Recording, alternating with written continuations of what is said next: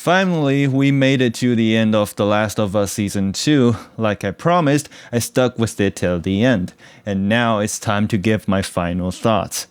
Did the show redeem itself? Let's find out. Quick heads up, this video does include spoilers. After my last video, many people suggested I try out the game and maybe talk about how it compares to the show. I think I will at some point, but for now I'm keeping my opinion focused only on the show, just to make sure the game doesn't influence how I see it. So before we dive into the last 2 episodes, let's do a quick recap of the problems I had with the first 5. First off, Ellie just isn't a likable character. She is constantly disrespectful to everyone and her hate towards Joel never really gets explained. Then there's Dina, she's lacking depth. We barely know anything about her background or what she really brings to the story, and honestly, episode 3, 4, and 5 were full of slow, dragging dialogue and writing choices that just didn't make much sense to me. I think the writing problems are pretty much unsalvageable at this point. There's just too much that doesn't add up. But what about the other stuff?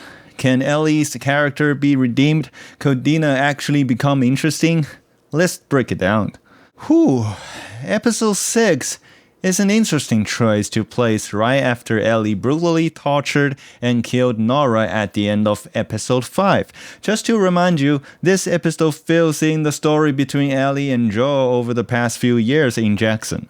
The episode doesn't really push the main story forward, but it gives us a lot more background and context.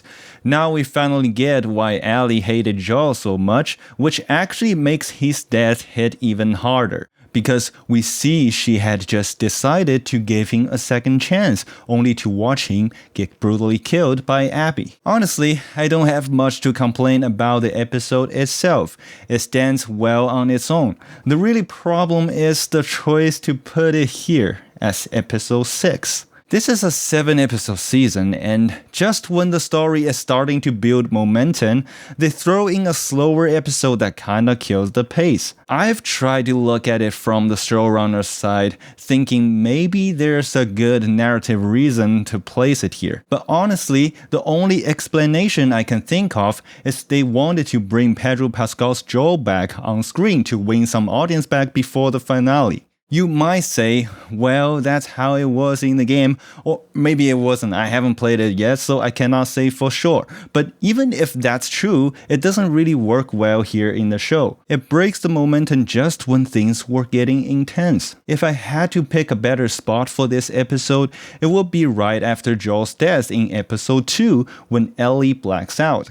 That feels like the perfect time to fill in this backstory right before Ellie decides to go after revenge and before we see her emotional breakdown in episode 3 when she leaves the hospital. Sure, that would mean Joel wouldn't appear later in the season, which might not be ideal, but honestly, maybe killing Joel off that early wasn't such a great choice after all. I'm still trying to see this from the showrunner's perspective. I get that they probably struggled to hold everything together after Joel's death, because if you take the story between Ellie and Dina out of the gameplay context, it doesn't really stand on its own.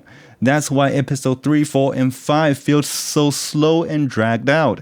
There just wasn't much going on. It's pretty clear they plan to save Abby's side of the story for season 3, but honestly, maybe it would have worked better to switch to Abby's perspective right after Joel died. Shout out to Richard for pointing this out in the comments of my last video. Abby gets less screen time than the guitar, which is kinda crazy when you think about it. This character is supposed to be one of the main driving force behind the entire story, and yet we've spent more time zooming in on fretboards than actually getting to know her. That just says a lot about where the show's focus has been, and maybe why it's not really working. And sure, if they had moved episode 6 up to episode 3, that might have helped the pacing early on, but then again, with the way things played out, the second half of the season still wouldn't have much to work with. Especially because, episode 7 is kind of a mess anyway. There's a lot going on in episode 7, and honestly, I don't know where to start. But let's start with Dina, since she's barely there anyway.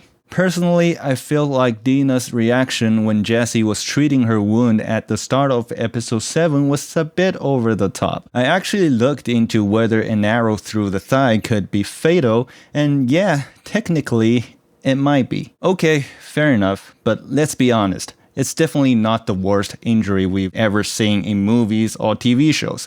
Some people might say it's realistic because it was life-threatening in a way. But here's the thing, there's this concept in film and media called hyperreality. It's when something is more intense or dramatic than real life but still feels believable to the audience. Take gunshots for example. If you've ever heard a real one in person, it's kinda underwhelming. Not nearly as punchy or exciting as it sounds in a game like Call of Duty. And that's because even though those sounds often come from real guns, sound designers do a ton of work to make them feel satisfying. Things like pitch ramps on automatic weapons, boosting the low end and layering mechanical sounds or ricochets you may not hear in real life when the shot is that loud. So what I'm trying to say is being realistic doesn't always mean better storytelling. Sometimes it just feels off. Now I get it, this is totally just my personal preference, but for me, I need something more severe than an arrow through the thigh to really believe that Dina's life is hanging by a thread. It just didn't feel intense enough to justify all that drama. Later on, Dina just decides to stay behind. She can't keep going with the mission or help Tommy anyway. I mean, in a video game, it makes sense to switch up your partner now and then, keep the gameplay fresh, but in a TV series, Dina as a character is in a very awkward situation. Look, I'm not the screenwriter, I wouldn't have written myself into this, but it really highlights the bigger problem. Dina doesn't seem to have much of a purpose in the story. She's just there. Or is she? Now that Dina is done with, let's get back to Allie. I'm actually really glad to see that Allie's starting to grow a bit. She finally gives Jessie a proper thank you, which he totally deserved. And she seems a little more grounded now, like when Jessie finds out Dina is pregnant, Ellie doesn't start fighting for the dad title. Just kidding. She's more reasonable, and honestly, it's a nice change. Still, I really wish we got to see more of Allie's inner struggle after finding out what Joel did, how he killed Abby's dad. And I have to bring up the performance of Bella Ramsey here. All those big emotional moments that Ellie's supposed to have just come off kind of flat. Some people say it's the writing, others says the writing was toned down to match Bella's acting range. Either way, the delivery just isn't hitting the way it should. Even with her attitude improving a bit in the final episode, Ellie still doesn't come off as likable to me. And that's mainly because I just couldn't connect with what she was feeling. Now, don't get me wrong, I'm not here to hate on the actress or actor. I believe Bella identifies as an actor, and honestly, I don't really care what someone identifies as. And here's a tip, nobody else really does either. What we do care about is the performance, so just keep working on that. And to all the people out there making fun of their appearance, come on, that's just mean. It's not fair, and it's not the point.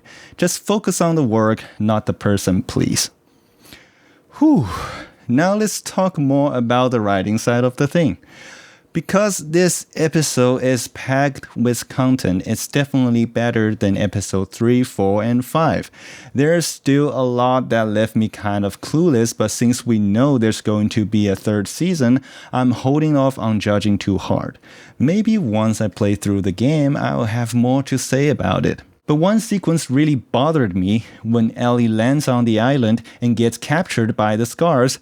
They're about to hand her and gut her, just like they did to the wolf soldiers in earlier episodes. But then, boom, an explosion goes off and they just leave her. Like, obviously I'm supposed to be curious who is this woman and the girl giving order, and yeah, it's meant to show how terrifying this cult is, but don't you think the whole scene feels kinda jarring? What's the point if there's no real threat to Ellie and no explanation for what just happened? They couldn't wait 10 more seconds to finish gutting her, really. I was actually curious how she'd survive that situation. Imagine how powerful it could have been if Abby was the one who saved her. Just think about the kind of tension and dynamic that could have created between the two. Instead, the moment just fizzles out, no payoff. Or hey, maybe just let Ellie hiding in the bushes, watching that little girl give the command to gut a wolf soldier, or maybe even Abby. That way, Ellie has an actual choice. Does she step in and save Abby or walk away? You don't have to force her survival with a random explosion and obvious plot armor. It just feels lazy. Give us something with tension, with consequence, not a convenient escape button. I really respect the effort to adapt the game, I do. But if you're not interested in making it work better for TV and you are just copying the structure that wasn't good in the first place, then maybe just drop it. Wow, that's a lot of complaining. Is there anything positive I can finish off with? Honestly, I don't think I do. I was expecting a lot more from the last 2 episodes, but instead, it just felt like a continuation of something that was already broken for me, and not much got fixed. The world building is actually solid. The different factions, the environments, the history, there's a lot of potential there.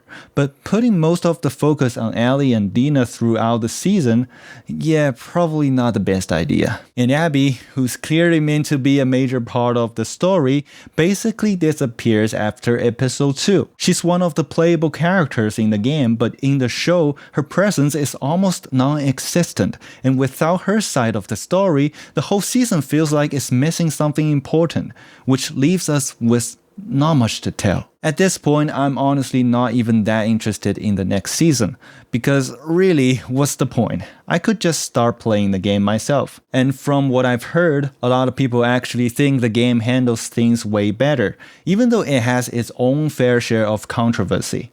But at least it sounds like the gameplay, pacing, and emotional beats land more effectively. I might still check out Season 3 when it drops, but right now I'm way more curious to see how the game handles all of this than to keep watching the show stumble through it.